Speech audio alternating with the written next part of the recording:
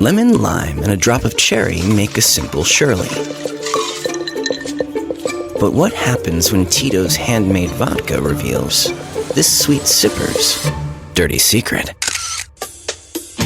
Stir up a Tito's Dirty Sherlock and crack the case with Tito's at Tito'sVodka.com. 40% alcohol by volume, namely 80 proof, crafted to be savored responsibly.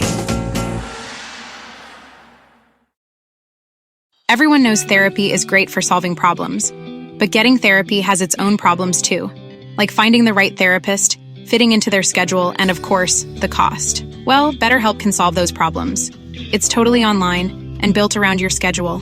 It's surprisingly affordable too. Connect with a credentialed therapist by phone, video, or online chat, all from the comfort of your home. Visit BetterHelp.com to learn more and save 10% on your first month. That's BetterHelp, H-E-L-P. You can support this podcast at patreon.com/partnersincrimemedia. I'm Rebecca Lavoie, and this is Crime Writers On.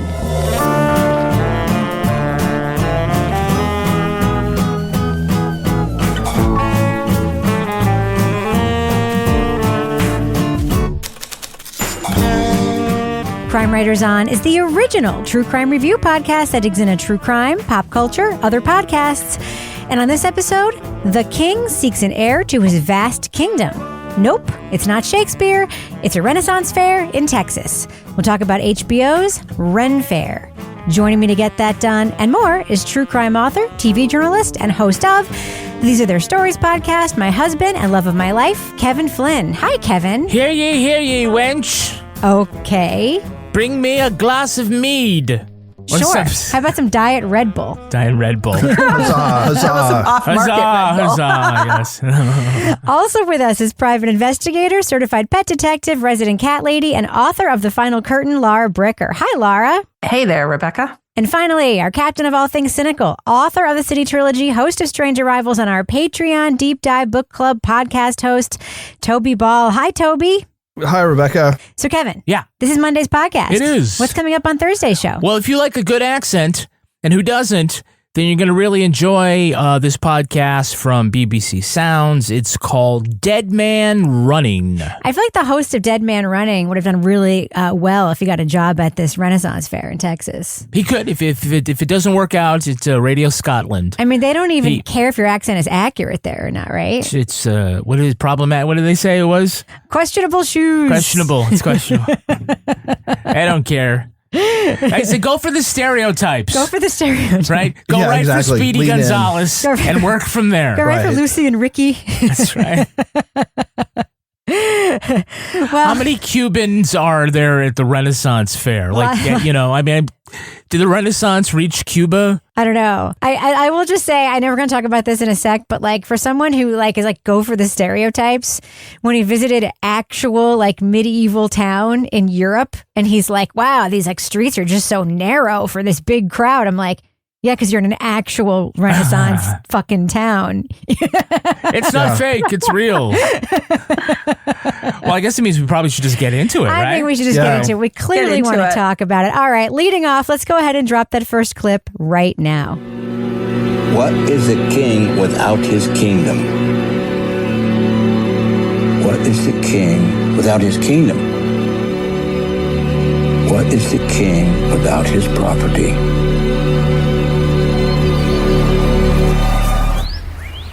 He's free.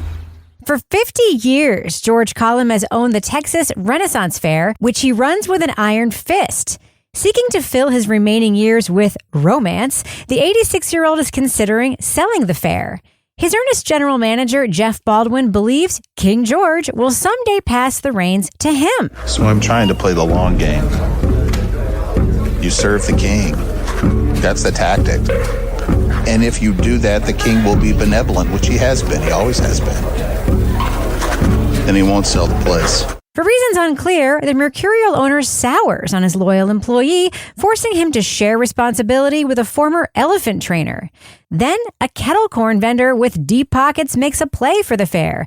It sparks a Game of Thrones among those seeking to rule and for the future of the kingdom. Maybe they don't want to work as hard. Maybe they don't want to make as much money. But this is where the bus is going. And if you're not willing to get on the bus, well, then you're not on the bus. The HBO documentary series Ren Faire mixes cinema verité and fantasy to tell this feud among subcultures. Will the festival's temperamental monarch sell his prized asset? And how will those decisions affect those in this Shakespearean-sized story of succession? Spoiler alert, we are going to be talking about plot points from Ren Faire. So if you want to remain spoiler-free, go to the estimated time code in our show notes for our thumbs up or thumbs down reviews. Now, Kevin, within 2 minutes of this thing starting, I was like, this guy is Willy Wonka, right? You said that, and I said, he's King Lear. And then they're both right, yeah. 2 seconds later, someone was like, he's Willy Wonka. Yeah. This is our world of imagination. This documentary is so stylized. But at the end, he was more like Mike TV. That was so sad. I know. This documentary is so stylized and weird, right? Oh, yeah. I think it's unlike any documentary that we've reviewed. It's sort of this amalgamation of documentary and, documentary techniques and these dramatized scenes. So it's fresh, and I found it entertaining, but sometimes disorienting. But they were definitely trying to achieve an effect by shooting it this way, by presenting it this way. And, it's different from anything I think we've seen. Can you just talk a little bit about, before we start, about what you learned about how this was made in terms of like the physical way it was made? Because, I started watching this and I'm like, this was like every after school special I ever watched growing up and every film that I was made to watch in school, like in the 80s. Yeah. So the thumbnail is that they did shoot it like a regular documentary being there, but they would go back and ask the participants to either act out a few of the scenes like where we see sort of Jeff wandering through the Renaissance Fair or giving stink-eye, long-eyed looks at different things or tell them, hey, remember when this thing happened? Can we go back and talk about how you felt? So it is a mixture of like things that were actually captured and some stuff that is manipulated. And I don't know if that's the right word. For example, at the end of episode 1, where Jeff gets the phone call from the assistant that Louis is going to buy the fair, the filmmakers got a heads up that telephone call was coming, but Jeff didn't know. So they're able to capture like his real reaction to that. Can you talk for a second? Lauren, right now I It was just Louis. What about Lily? They were discussing numbers and loans and what it would take, and Louis is going to buy the festival from George. But the film itself was actually vintage film, right? That they used? I don't know if they shot on film, but I know they used like lenses from that era, from the 70s, so that it would have more of a retro look. And certainly the way they colored it also gave it sort of a film grain kind of look to it as well. Yeah. So Laura, obviously the central figure that everyone talks about at the opening of the documentary is George. And we get a picture of him before we even meet him. And I find myself wondering, like, is he dead? Like, are we talking about like a dead person? And then we meet George. And he is, I'm not afraid to say it, he's fucking disgusting. Like, this is a lecherous, narcissistic man who enjoys nothing more than being the center of drama and attention. And I believe this whole thing that he's going to sell is just about creating a competition that, he gets to be the center of, in my opinion.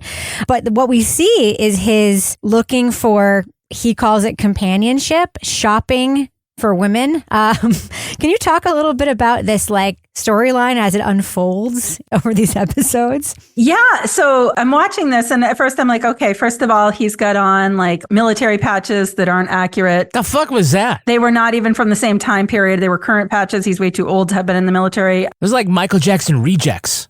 Yeah. I was like, what the fuck? But then we find out that he's on like sugardaddy.com and he's got his assistant screening the women and writing messages to the women. And you see the pictures of the women. I'm like, I had the Santa issue. I never got approached by a king or a sugar daddy. You're on the wrong website, Laura. I'm on the wrong website. And then I see the book on erectile dysfunction. He's getting testosterone shots. Yes. So he talks about how he's on not only just Viagra, Cialis, testosterone. And when he dies, he was going to get was it like phenobarbital while he was having a woman on top of him. He wants to die while being fucked is his... In flagrante delicto, as they'd say it in Latin, yeah. His assistant is now driving him to the dates at the Olive Garden. Always the Olive Garden. And there's nobody there. And he goes in, and you're already thinking this guy's disgusting and despicable. His first question is are your breasts real or fake? Mm-hmm. Are those your natural breasts? They are. Okay, I've had all natural. Had problems with dates, and they said they were natural breasts, but they weren't. Oh, how did you figure that out? Well, because then we had a date, and the fact that he just thinks that is something that he can ask in a way that he's entitled to have real breasts because he doesn't like the fake ones. I would have just smacked this guy in the face. But the woman, the first one that meets him, that comes from San Francisco. And wait for it. When he makes her sit on the same side of the table as him in the same booth. And he's eating soup. You want some more soup? And then unlimited soups and breadsticks. Don't knock it. Soups and breadsticks. Yeah. I'm his level of bizarre planning of here's my death plan. Here's my erectile dysfunction book plan. Here's my plan of how I'm going to die having sex. And also, I think all these women are going to be clamoring over me. I don't know. I just found his attitude towards women made me enraged in a way that he's a weirdo.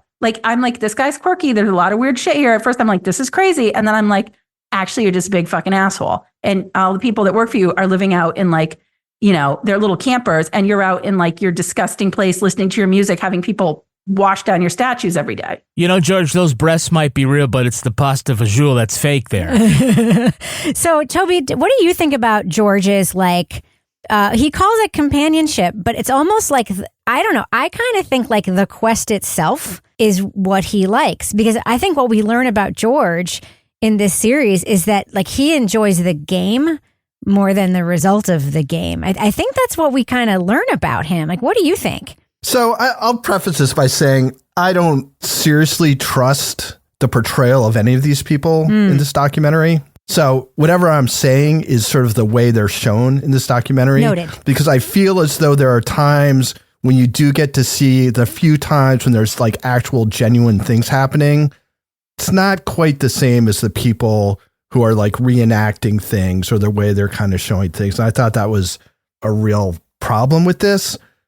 George, to me, seems like a guy who wants to get people to try and get his acceptance and be able to push them away. I think he enjoys that power, and it shows up where he's getting these 24-year-olds to come and be I would like to be your girlfriend. And he's one's got fake breasts, the other's 24. What are we going to talk about? It just sends them on their way. It's the same thing with everybody who gets involved in the who's going to inherit the Ren Faire. He teases it up to the very last point, right? And then he pulls back again and again and again. And different people think they're responsible for making that happen. I think Jeff feels he undermined Louis, the Corn King's Love Louis. bid, but I don't think he had anything to do with it. Right. I think it was just George liked the fact that he groveled, but I don't think he's going to sell to Louis anyway. Nope, I don't think so either. So George, there's no redeeming feature. And I think there's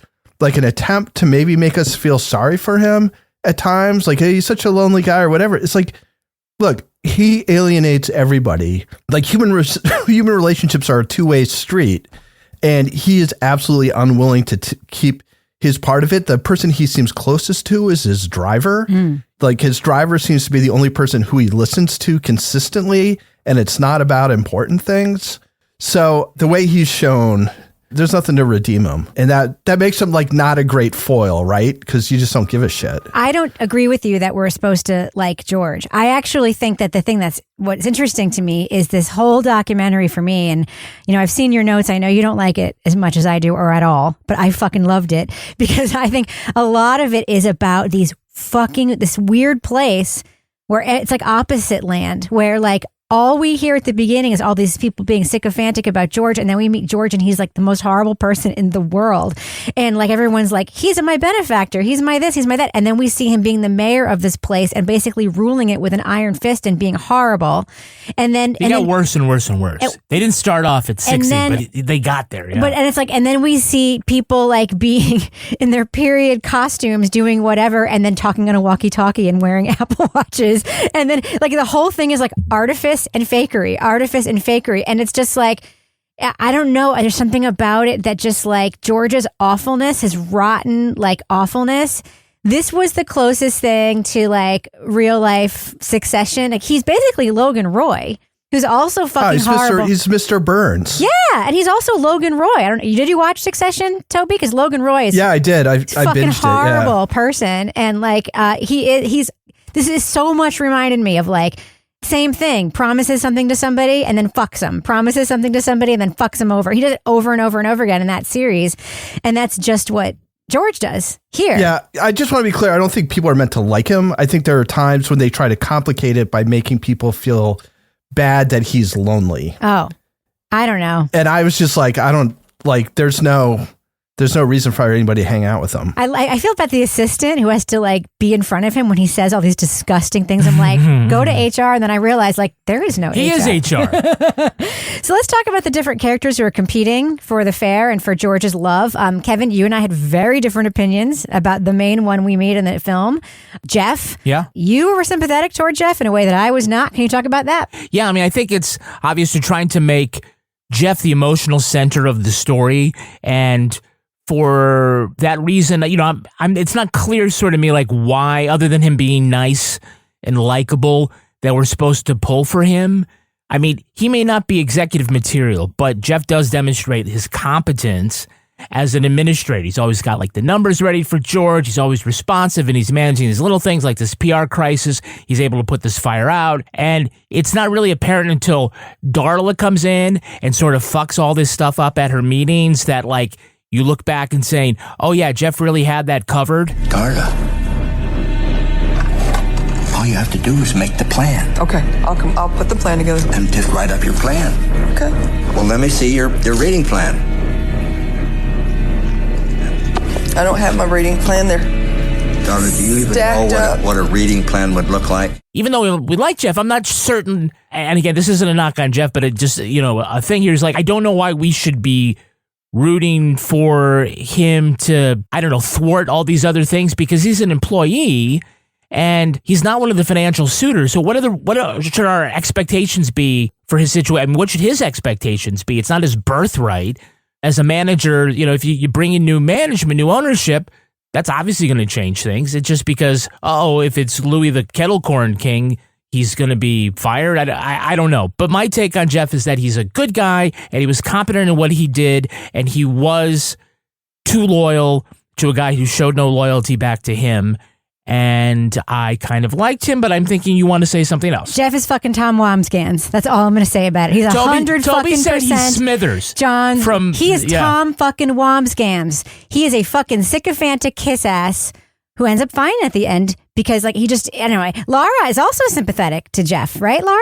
Yeah, no, I am sympathetic. I felt for him because I just felt like he's so hungry. It's like he's got this father figure and he wants like daddy to love him, right? And he's been there for, what was it, 43 years. Yeah. So I think that's the thing about this whole documentary is like there's a mix of me like wanting to laugh at the absurdity of this and also seeing it for being sort of just a sad commentary on life, especially when it comes to Jeff. He's like singing Shrek the musical. He's like telling his wife, you serve the king and he will be benevolent. It's like his entire world view has become so dysfunctional and narrow because of this relationship that he has with George. And I felt bad for him. He goes over, he's like, now he's at the European festival. He's like doing his thing. You know, he met his wife there. She worked there. Like there's no outside connection for this guy. Then when he got his like stomach stapling surgery and he's losing weight and he's finally going to stand up to George. And he was like crafting that letter. And his wife was just like, no, you're groveling. And I just was like, this guy is just so pathetic, but I feel for him because I just feel like, God, like if this is his place in the world and this is what it's time to run him over with the truck. Put him out of his misery, for crying Toby's out loud. making faces. Toby, I think we're on the same fucking team about Jeff. Toby, what do you think about Jeff? I mean, Jeff in real life may be different, but he's such a sycophant. Like when Kevin was talking about, like, Darla has this meeting and shows her incompetence and shows that Jeff is sort of a competent manager.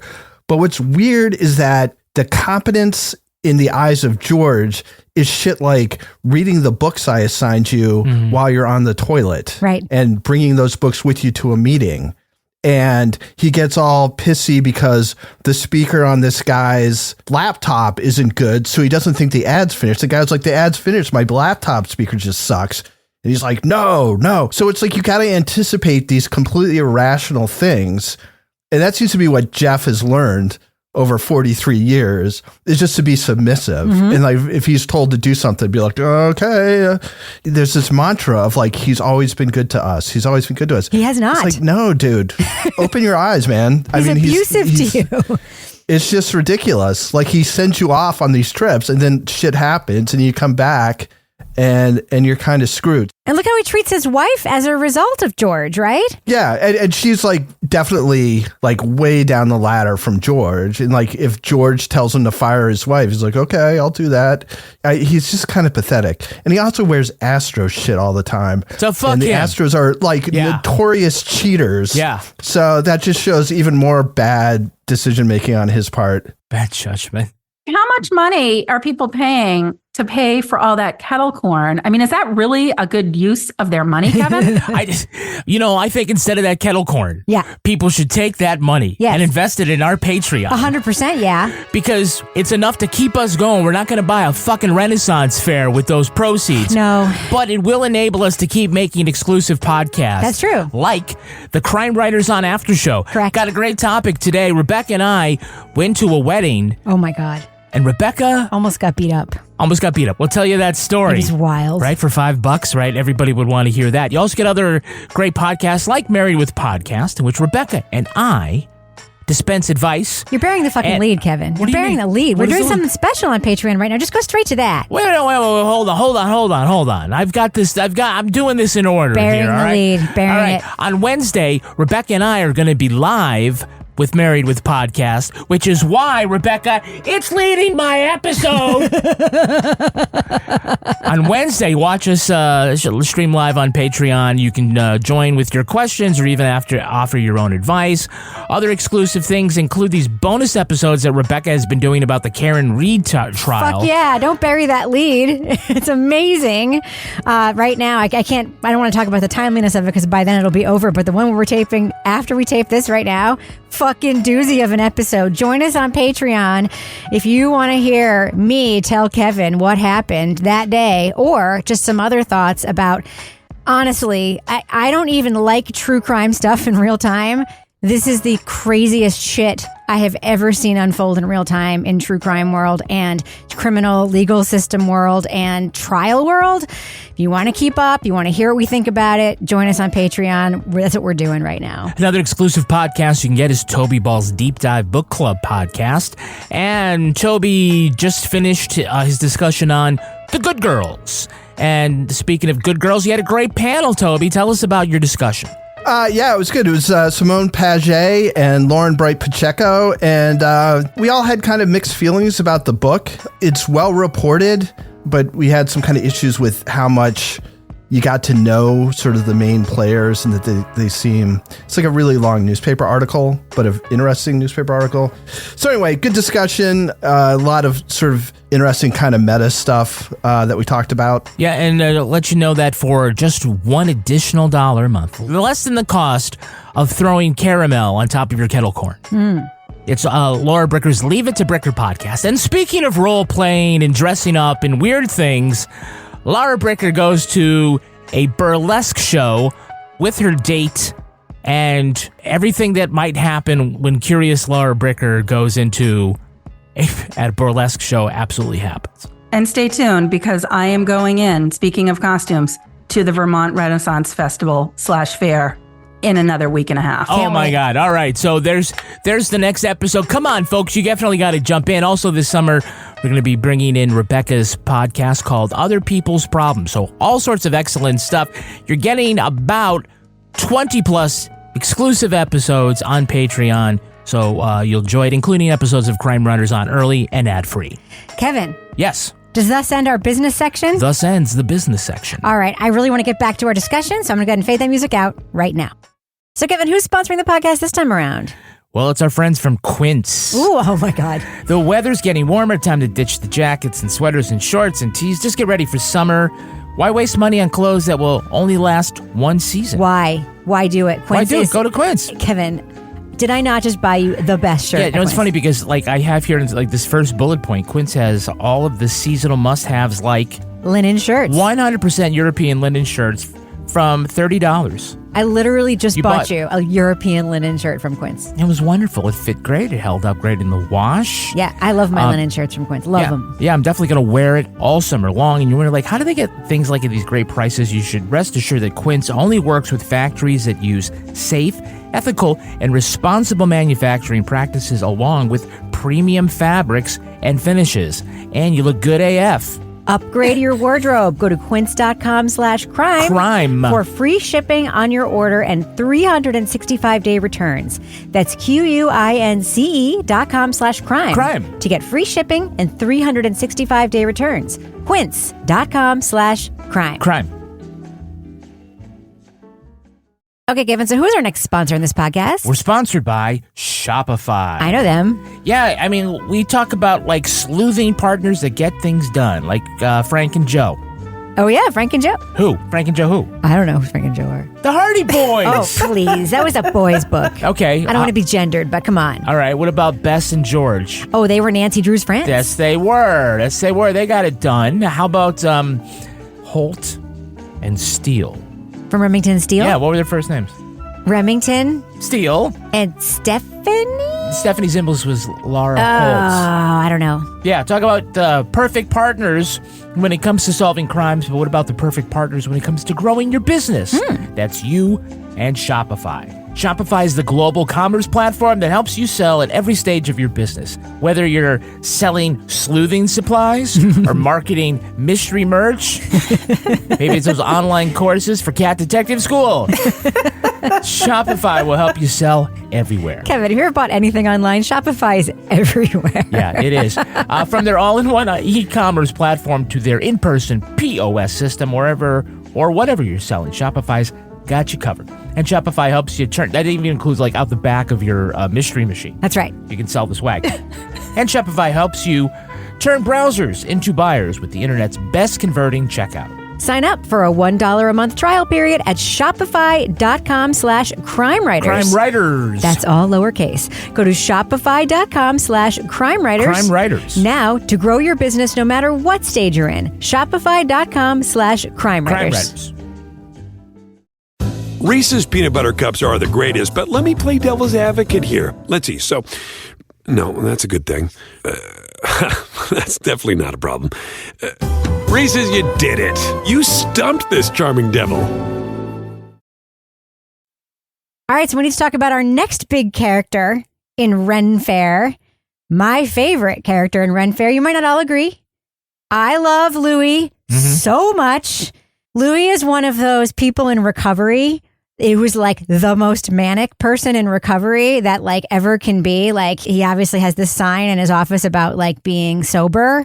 I know people in recovery like this who are have replaced one addiction with a bunch of other things. And for him, it's clearly Red Bull. And he is jacked all the time and speaks a million miles an hour. But Louis is fucking fascinating. Dude makes kettle corn all day, has a rich family, is making a play for the fair, and really reminds me of every tech bro I've ever met, and works at a fucking Renaissance fair. Laura Bricker, what are your thoughts about Louis? I think he's fascinating. I mean, he's just all over the place. He's talking about how he was going to go into the military or whatever, but that he started doing tricks in the airplanes that shouldn't have been doing it because he was so good. And I'm like, that's not true, but okay. And when I was in the Air Force, I was actually slated as a pilot. And I just didn't play by the rules. I basically did some aerobatic maneuvers in a non-aerobatic airplane. I didn't break anything, didn't kill anybody, but was it smart? Hell no. But I was able to do it because I was confident that I could make this plane fly inverted and loops when it wasn't designed for it. I know he's in recovery, but he is rubbing his nose an awful lot. Like, did you notice that? I mean, I don't know. Maybe it tickles from the Red Bull bubbles. Maybe it tickles. He's also vaping all the time. I found him just fascinating. I like how he's like, trying to bring the Ren Faire into the modern times and the future with like his EDM Ren Faire festivals and his little bar and colleges, university. Yeah. Like I found him just fascinating. I found him exhausting. But he wasn't a good businessman. When they were laying out the case of all the people and they're showing you like all the different food and like vending areas that he has control of within the Texas Renaissance Faire, you're like, of course, this guy's going to be the one to take over. But is he? He's fucking fascinating. Toby, what do you think about Louis? Yeah, I mean, he was my favorite person in it too. I think George should have or should in the future saw to him, like he was like the only person who was putting forth like, this is how we've got to grow and change or whatever to maintain our audience. In some ways, like one of the things going on is sort of Louis wanting to move things forward and Jeff wanting to keep things exactly the same way they've been for 43 years.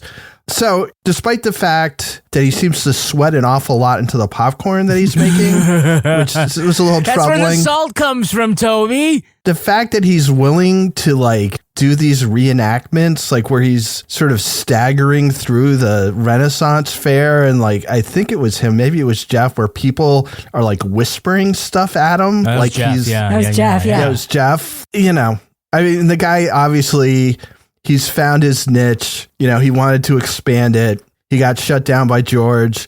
I kind of feel like, was he really thinking this was going to come through?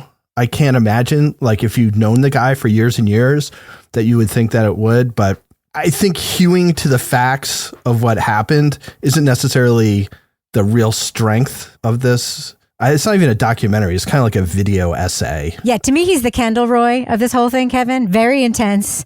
Big ideas, big plans. Well, I mean, you have to admit, Kevin, like his ideas for the future of the park were not bad. Like immersive. What were they? He had immersive experiences. Like he wanted to do like 4D immersive experiences like Disneyfy it. He wanted to do like a study program there, like a Ren College, which is actually, I think people would fucking do that.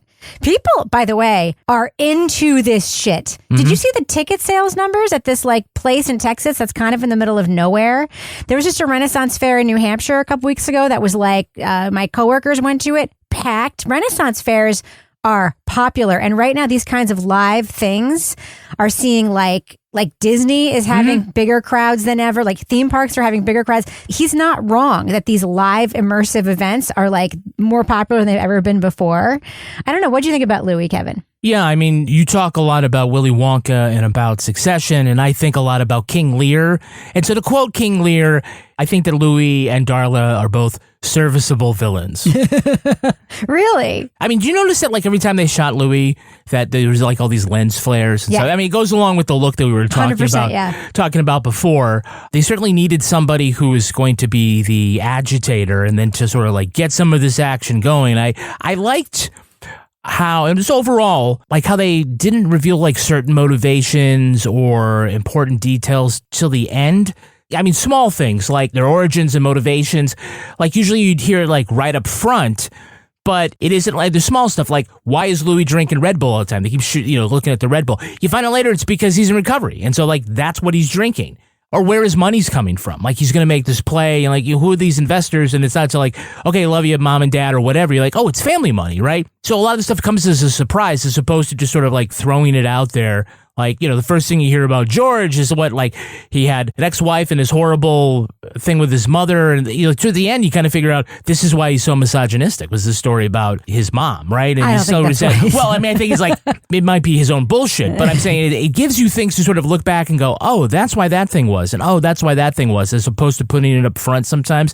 I thought that was an interesting storytelling device. Can you talk about the music in this, Kevin? The musical score is it's so unconventional. Fucking loved it. It reminded me of how they did the music in the TV show for Homecoming. Yeah. I mean, you guys remember the TV series, but what they did for music is they just took musical scores from all sorts of different movies and just played them. They didn't like compose anything specific. They did that in May, December too this year. Okay, they took a movie score from an old So, movie. I mean, it's orchestral and it really drives the tone of like otherwise banal scenes with these minor chords and things that just don't quite fit. Like there's this one scene where George is on the telephone. I don't know, was he talking about? It was like an expositional scene. I think it had something to do like with his love life or whatever. And like it should just be kind of, the music should just be like bing, ba-bung, bung. It should just be like one of those little things that's lighthearted. But instead it's like this weird orchestral driving thing that was all of a sudden like creates menace. See, you talk too fast. I say, George, I must talk very slowly and pronounce my words very clearly. Okay. Well, okay. I don't think it's supposed to fit by design, and there's like this tension that grows, and I think the viewer is growing uncomfortable with some scenes, but they may not recognize why that is. It's like screaming the subtext that you're not getting from just sort of like what you're hearing, like these different meanings and things like that. I thought it was really unique. So, Laura, one thing that I saw you made note of that I actually agree with you with a lot is that we are missing kind of like a key background piece here, right? Like, what are Ren Fairs? like what's going on? What do you think about that? Yeah, I mean, I think that was the thing. It's like we have spent so much time doing a portrait of this dynamic between George and the people that are vying to take over and buy the Ren Faire. And I was like, okay, what is the actual portrait of this Ren Faire? Who's going? How big is it? Why is this so important? Why are people so obsessed with these? Where does this fit into the context? I wanted like the quick 101. I mean, in some regards, maybe I don't need it because that's not necessarily the story here, because the story is George and the three underlings who are trying to take over. But at the same time, I felt like given the complete 100% immersion that these people had in this world in terms of their desire to take over, I wanted a little bit more context of like this Ren Faire world, which is why I'm going to go to a Ren Faire now and find out what they think about this. Because I just saw the one in New Hampshire and I saw all these people going and I'm like, what is this about? Like, are these people that just like to be in costumes? Are they people who wish they lived in a different time period?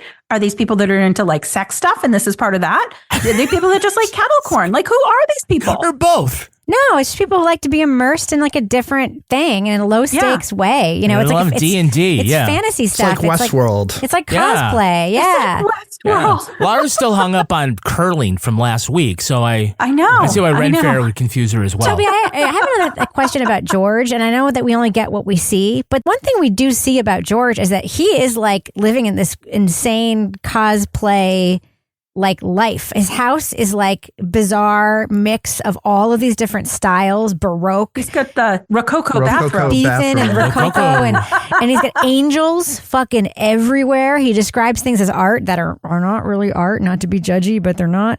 And it's like he's built like it's almost like John from S-Town, and it also reminds me of that dude we heard about in Varnum Town, like situation. The guy who had his own little town and they went out there. Yep. I mean, he's talking about spending $2 more million on his garden. Is he just a hoarder? And part two of that question, would this documentary even been made about this guy if it were not for documentaries like Tiger King? Was that like the progenitor of this kind of portrait of a weirdo like this? Yeah, I don't know. I mean, I guess the question is what happened with all these like failed attempts to buy and stuff, is that unusual? Or are they just picking like a random point in time and that he's constantly playing these weird games of like, I'm going to sell, I'm not going to sell, you're fired, you're hired, I'm moving you here. Like, is it just like a constant manipulation situation all the time for him? If this was like a real thing and this is sort of a one-off in a real sort of succession moment, you know, maybe that makes sense. Again, it's not the most loathsome thing about him, but this idea that he like holds people to these like very like high standards of supposedly historical reenactment. And then the place where he lives and kind of is just like throwing shit from like, you know, anything from 1200 to 1600, like against the wall and seeing what he likes. It's like if you had a vampire who was a hoarder and had lived through centuries and had like accumulated stuff over centuries and centuries. And then you end up with a toilet paper holder, right? That looked like it was from like the 1500s or something. It's like, you know, I'm not sure if that's historically accurate or not. They had toilet paper in the 1500s. Yeah, exactly. It's like maybe they had little parchment rolls or something they used. Yeah, I don't know. Like, is he that much of a character? Again, this is like sort of my question about the whole thing is how much of it is him and how much of it is them taking like these weirdnesses of his and kind of playing them up and then not showing these other things that must be there. Like he can't be a completely irrational businessman, right? He like turned this thing into this huge deal. Everybody talks about him like he's a genius, even when he's not around. There must be something to him. Yeah. But what you get is this like sex crazed freak. Yeah. Who just manipulates everybody and it's got no redeeming qualities whatsoever. Yeah. Yeah, I agree that George is sort of this enigma. There's a good question about whether he actually wants to sell the festival because it feels like he wants to eat his cake and have it too. Because it was telling to me that the most effective thing that Jeff did, and Toby brings up a good point about like how much can we actually trust is legitimate and not fabricated and whatnot. But the most telling thing for me was at the end of episode 2 is that he was able to convince George to back out of a sale because he pointed out that if you do, you're not the king and then you're normal. And he's sort of playing to his vanity. And that was worth millions of dollars in exchange, right? And I think we see how it ends, that he continues to run it and he's his own general manager and he still is getting off on being the king and all the stuff that means. They may be unlimited breadsticks, but there's only like so many times you can go to the Olive Garden without, needing to have more money. So I don't know. He's a little funny, but you can make an argument that he just wants to stir shit up because he's pushing away people. He's always sort of pushed away people who loved him. Jeff, his ex-wife, his friends of 30-something years that he just kicked out of the fair for no fucking good reason. And it just might be he's just wanting the attention. I also found myself wondering, and Laura, I'm curious about your thoughts about this. Clearly, there's always been something about him that's power hungry. We get a portrait of him as a younger person too, but are we also looking at an older person with dementia or some sort of like degrading mental state? Is that also what we're seeing? Because there is this sort of sense of like unreality about him that just seems like people are speaking to him as if they think that they can have a conversation with him and they seem to acknowledge that they're not, but they still keep doing it. And it very much reminds me of the way that people are with older people that they know aren't always like 100% there. And they're just like, okay, yep, whatever you want, whatever you think. When the person says something that makes, like either no sense or like they're speaking of a time that isn't now or whatever. And I just found myself wondering that. Did you think about that at all? Or did I just say that and you hadn't thought of that before? Well, yes, but now that you say that, I can see that, but it makes me ask, like, to follow up with that is like, I would like to know more about the level of some of these, I'm going to just call them neuroses when he was younger.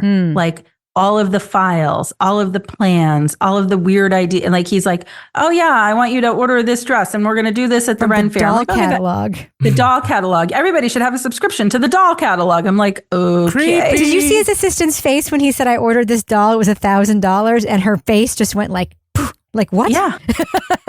So part of me is just like, is this just somebody because of their position, because of his wealth that he has accrued from this festival, that just does whatever the fuck he wants to get away with it because he can? But he does act a little bit like he's having a break from reality, but I don't know what his reality was like before. So that's where I can't really like say apples to apples of what I think is happening with him. But I felt like more that it was the people that were just doing whatever he wanted and whatever he asked them to do because of this sort of hierarchy that he's created in the festival of the people that are just kind of like bending over, like bend over, this will only hurt for a little bit while they're trying to ascend in that hierarchy. It's like an MLM gone awry or something.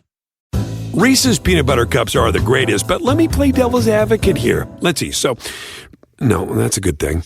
That's definitely not a problem. Reese's, you did it. You stumped this charming devil. Lemon, lime, and a drop of cherry make a simple Shirley. But what happens when Tito's handmade vodka reveals this sweet sipper's dirty secret? Stir up a Tito's Dirty Sherlock and crack the case with Tito's at Tito'sVodka.com. 40% alcohol by volume, namely 80 proof, crafted to be savored responsibly.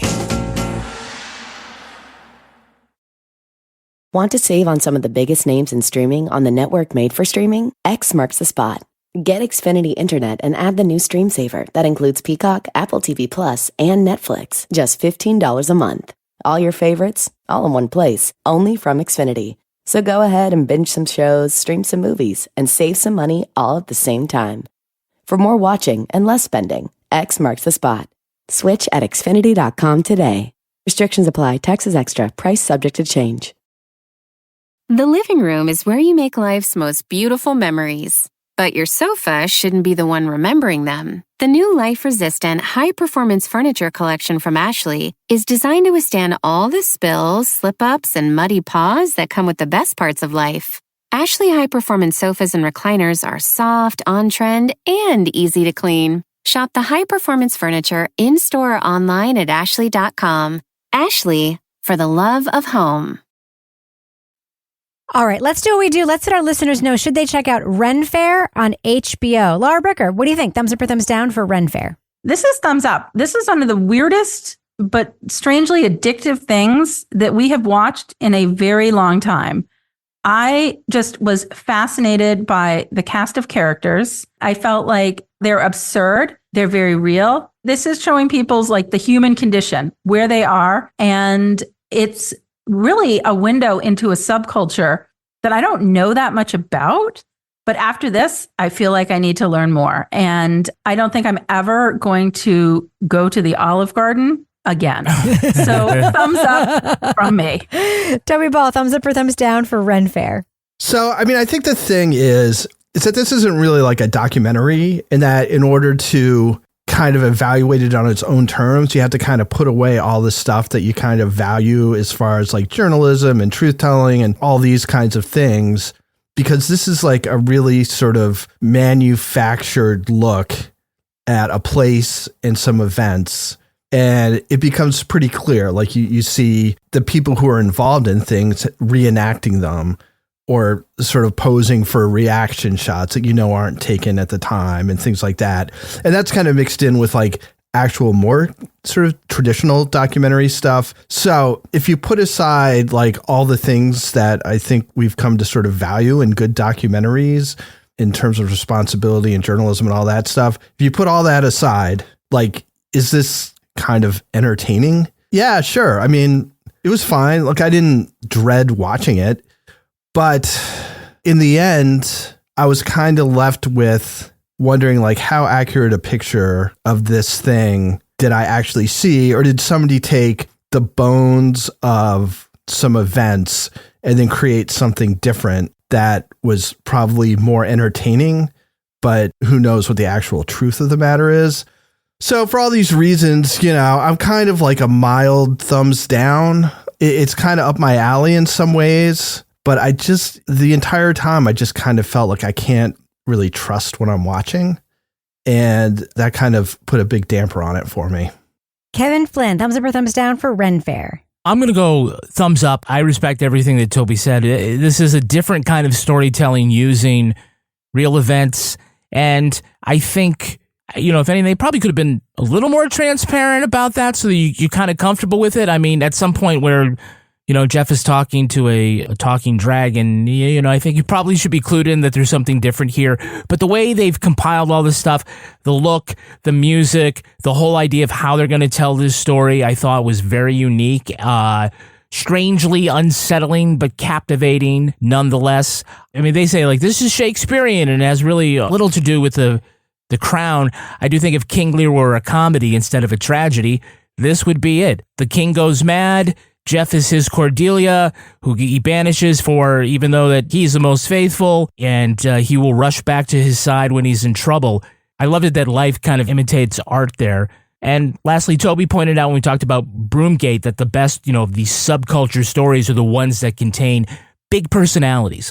And I think we have that here. Yeah, I'm a thumbs up. I mean, I think a lot of the reasons why Toby didn't like it are some of the reasons why I like it, because I found myself watching it and being like, what the actual fuck am I watching?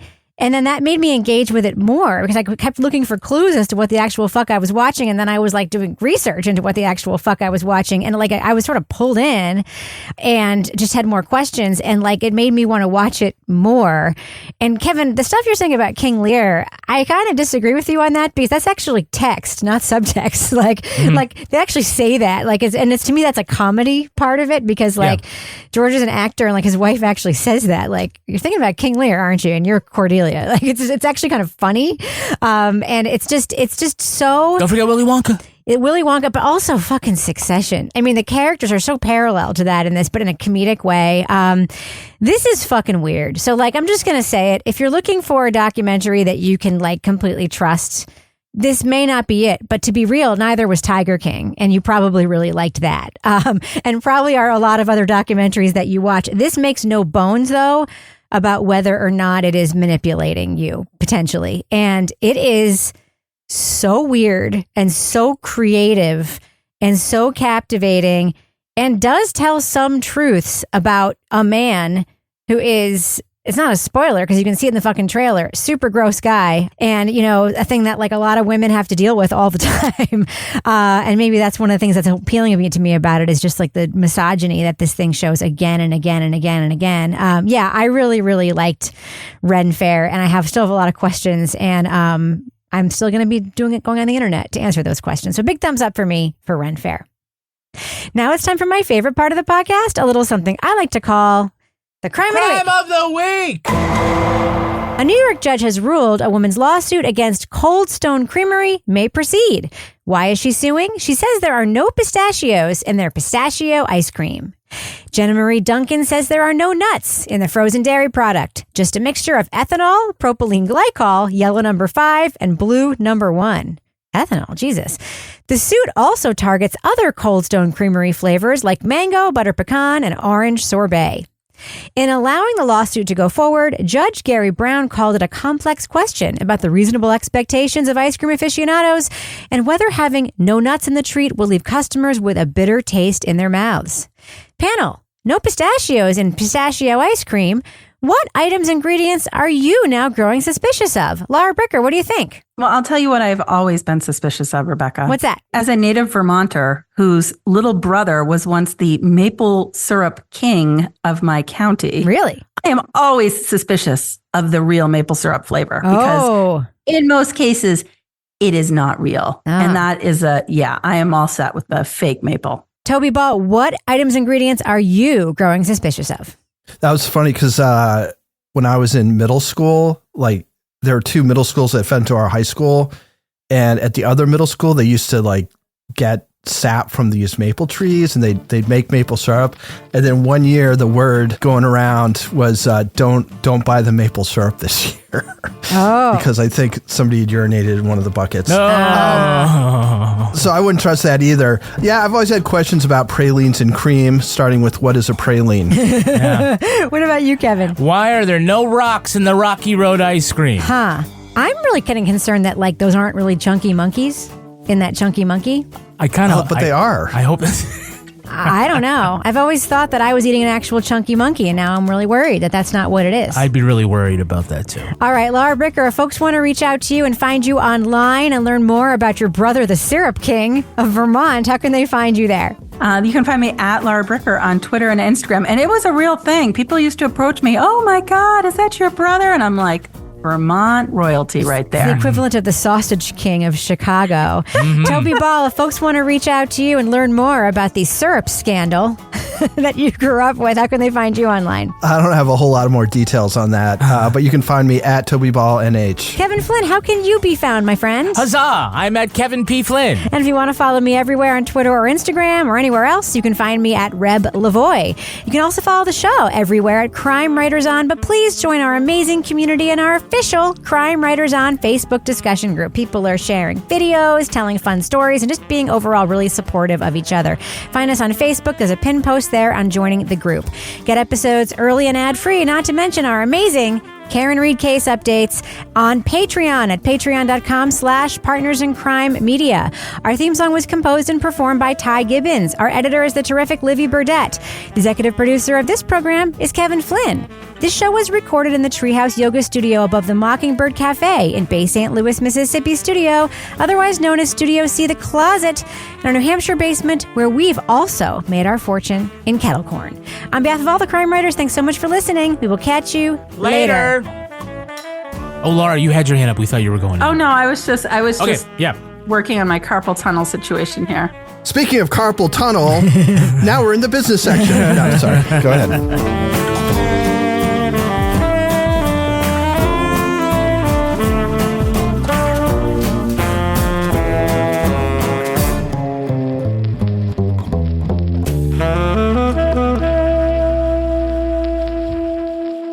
Partners in Crime Media. Lemon, lime, and a drop of cherry make a simple Shirley. But what happens when Tito's handmade vodka reveals this sweet sipper's dirty secret? Stir up a Tito's Dirty Sherlock and crack the case with Tito's at Tito'sVodka.com. 40% alcohol by volume, namely 80 proof, crafted to be savored responsibly.